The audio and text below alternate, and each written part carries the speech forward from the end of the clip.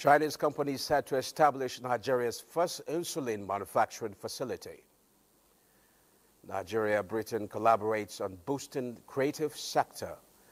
Plus, National Orientation Agency engages stakeholders on promoting national values. These reports and more on Panorama. I am Musa Abubakar.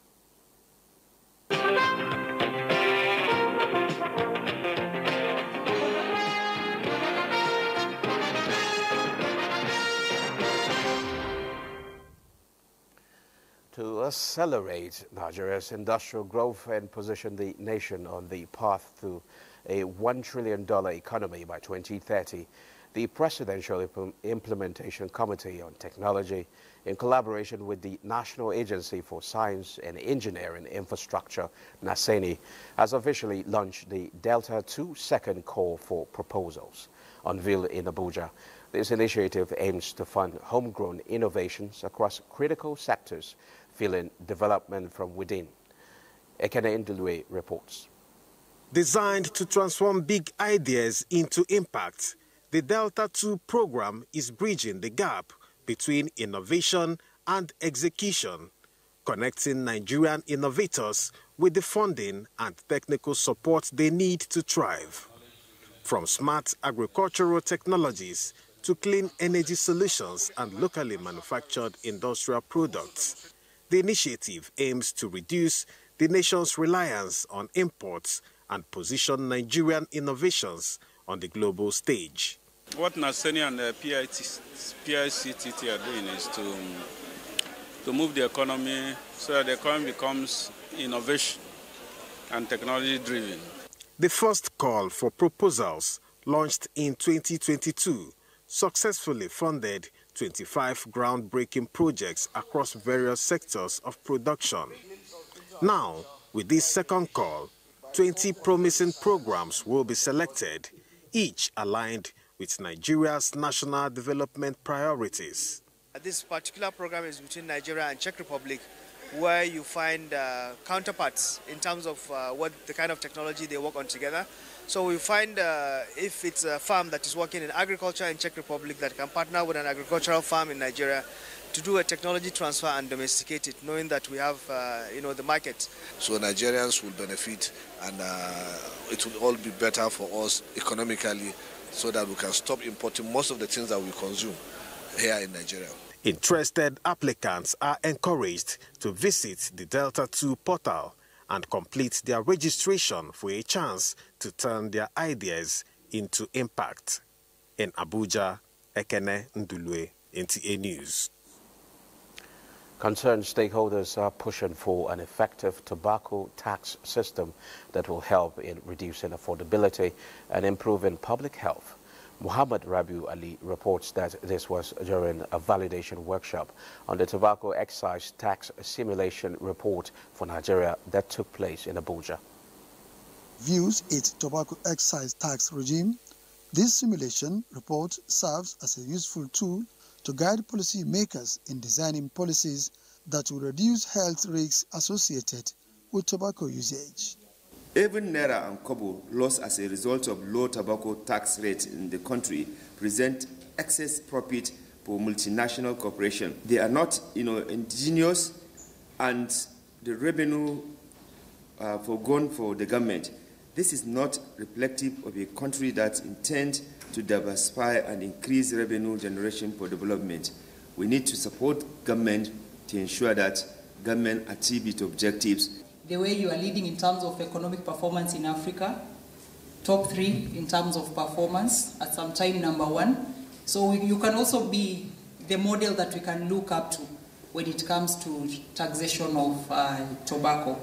Nigeria is committed to aligning with this standard, considering the fact the country has the lowest excise rate compared to most countries on comparative ground, thus ensuring that our fiscal policy contribute both to sustainable development. Our hope is that this study, which tries to quantify the public health and the fiscal impacts of an increase in the excise tax, is going to support the relative parties in Nigeria. With the tobacco tax regime coming to an end in May 2025, the ongoing efforts by the Federal Ministry of Finance to review the regime becomes imperative.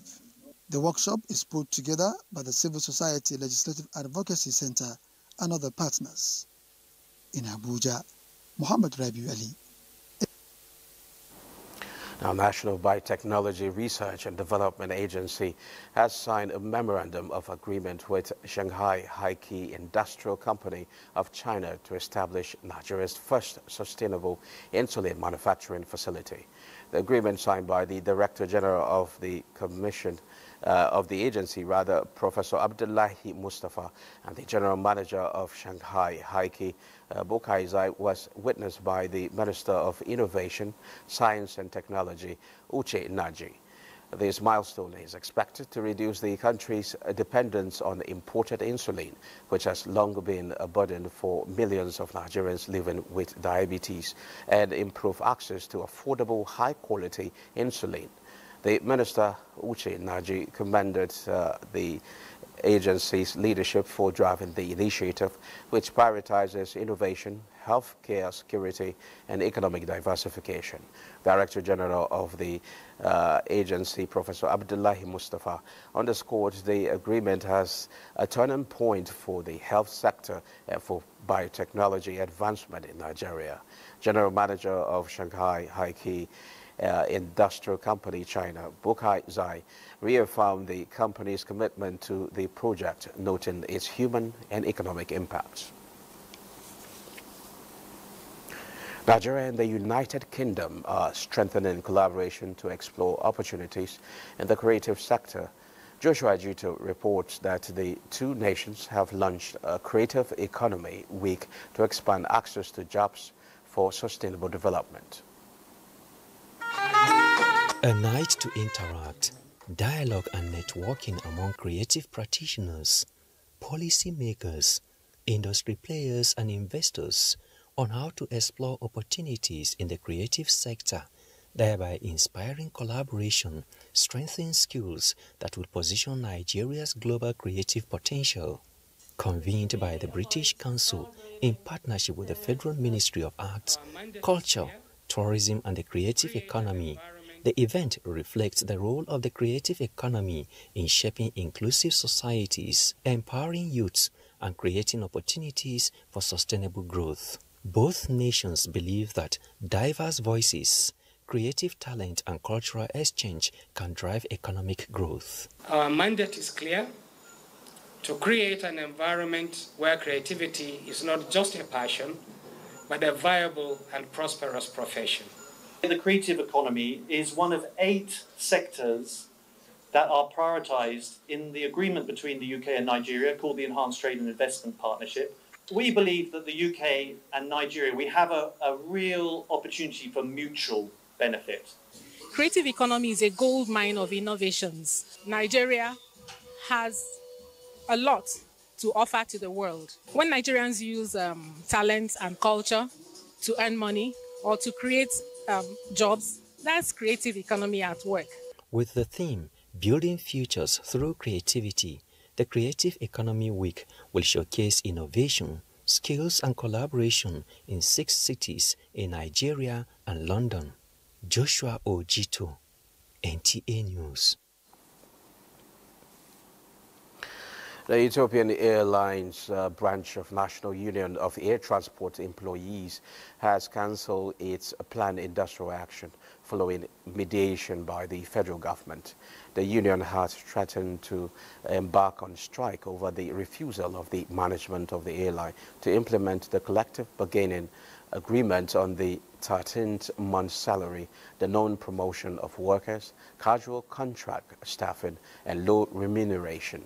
A statement by Head Information and Public Relations of the Ministry of Labour and Employment, Patience Onwabia, says at the end of a conciliation meeting convened by the Minister of Labour and Employment, Muhammad Megaridin Yadi, the Norte and Ethiopian Airlines in Nigeria signed a memorandum of understanding to meet within 2 weeks to discuss all issues in dispute and revert to the ministry.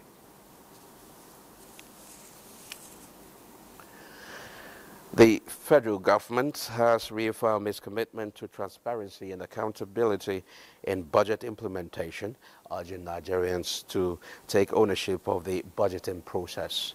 This call to action was made at the third quarter Citizens and Stakeholders Engagement Forum to the instance of the Ministry of Budget and Economic Planning. Ineka Oko reports. Fiscal Responsibility Act asks the Budget Office to give us a report of quarterly budget implementation 1 month. Issues of this nature coming up here are some of the reasons the quarterly Stakeholders Citizens Engagement Forum by the Ministry of Budget and Economic Planning is of essence. It is an opportunity for citizens to directly engage with policymakers and have their voices heard.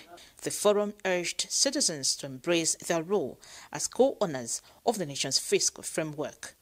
Every Nigerian has the right and the duty to ask, where is our money going? What value are we getting?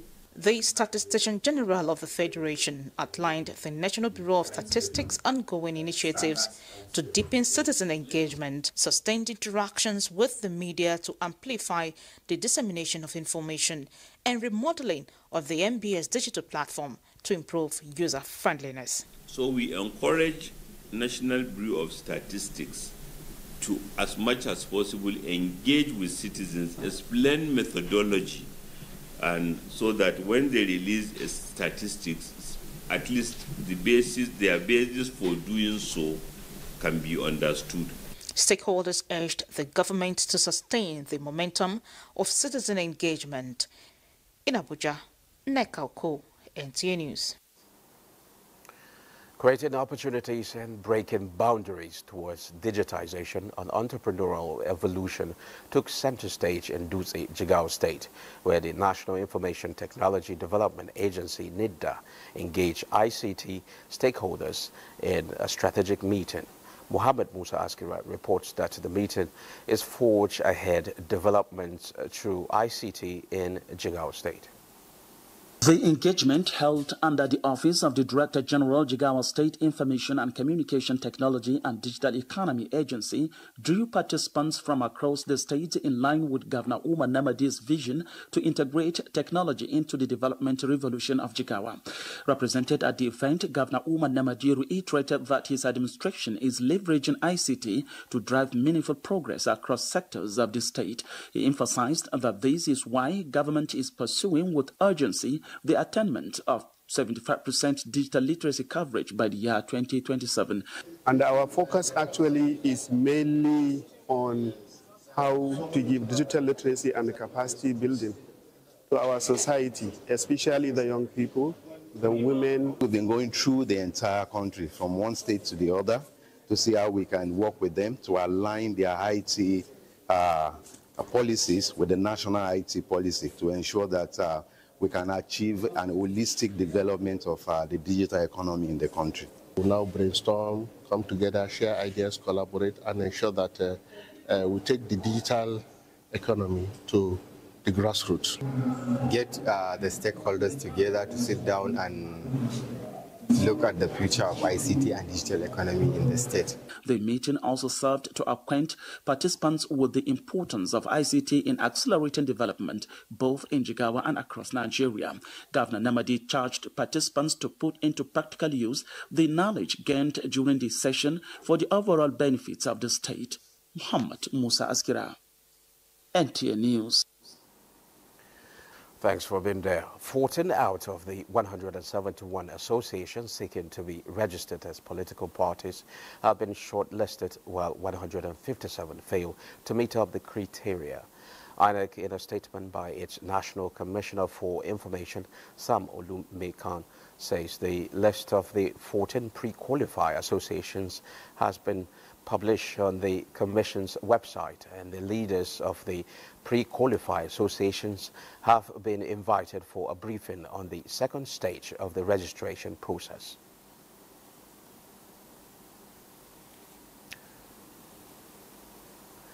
Now, the Lagos State Independent Electoral Commission, the LASIAC, has concluded plans to conduct a councillorship by-elections to fill the vacancies created as a result of the demise of 2 councillors in Ibeju Lekki local government and Odi Olowo local council development areas. One of the plans by LASIAC is a forum organized to intimate stakeholders with modalities for a by-election into the local government positions in Lagos. Musa Tuliat reports. The recent demise of the 2 elected female councillors created vacancies that necessitate by-elections to fill the gaps in Ward C1, Ibeju Lekki local government area, and Ward H in Odiolowo local council development area. But also a significant loss to the democratic... Chairman, Lagos State Independent Electoral Commission, LASIEC, retired Justice Bola Okikeolu Igile, who was represented, reassured the stakeholders that the commission will strive to conduct a credible, free and fair by-elections at a date to be announced soon. As a commission, we shall continue to sustain a strong collaboration with all the key stakeholders. We shall uphold the confidence of the people. It's also an opportunity to identify potential challenges and collective workable solutions that will support and enhance the peaceful conduct of the forthcoming by-election. Section 28(3) of the Electoral Act of 2022 provides that notice of election be released no later than 14 days before the election.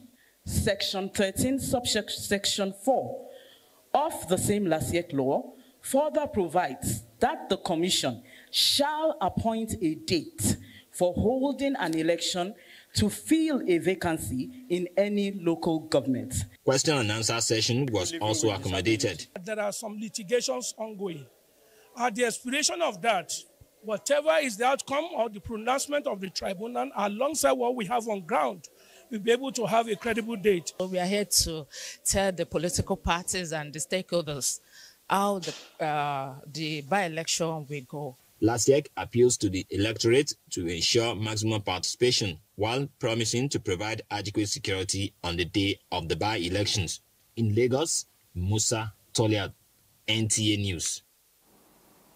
The African Democratic Congress, ADC, has clarified that the Federal High Court in Abuja did not grant injunction restraining Senator David Mark and Rauf Arigbeshola from acting as the party's national chairman and national secretary.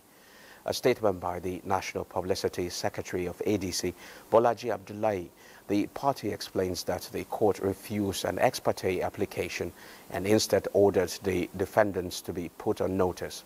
The matter has been adjourned to September 15, 2025. ADC attributes false reports to desperate political jobbers who failed to stop INEC from acknowledging the party's leadership change. The party urges the media and public to verify information to avoid spreading misinformation.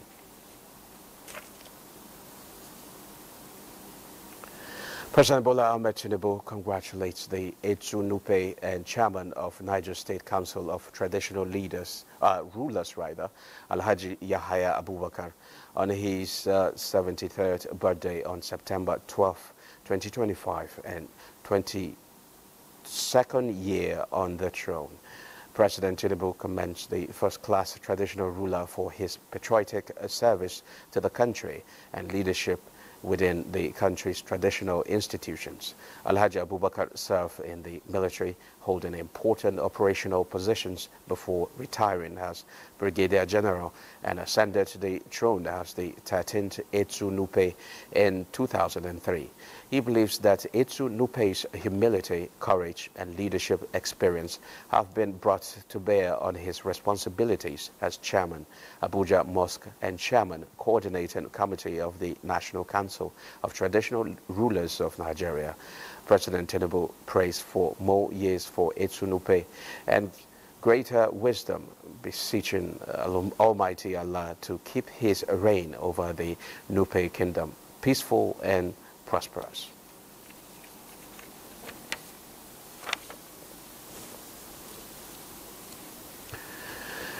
The absence of a unified mechanism for coordinating donor activities is leading to duplication of efforts by governments and international development agencies. Governor Abba Kabir Yusuf stated this in a message delivered at the signing ceremony of the Kano State Mutual Accountability Framework and the Kano State Education Emergency Response Plan. Abdullahi Mustafa has the report.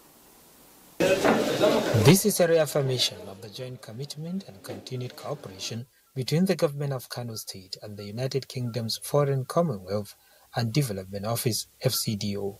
The Mutual Accountability Framework sets out the reform initiatives Kano State government seeks to introduce and the support FCDO will provide to drive overall growth and development of the state. Secretary to the state government, Umar Farooq Ibrahim, who represented Governor Abba Kabir Yusuf, noted that this will address the gaps in service delivery occasioned by the absence of unified mechanism for donor coordination. This mutual accountability framework seeks to address these challenges by providing a clear, well-structured platform for collaboration. Today is also about reflecting progress, the current realities, and also to agree the projects and the way forward.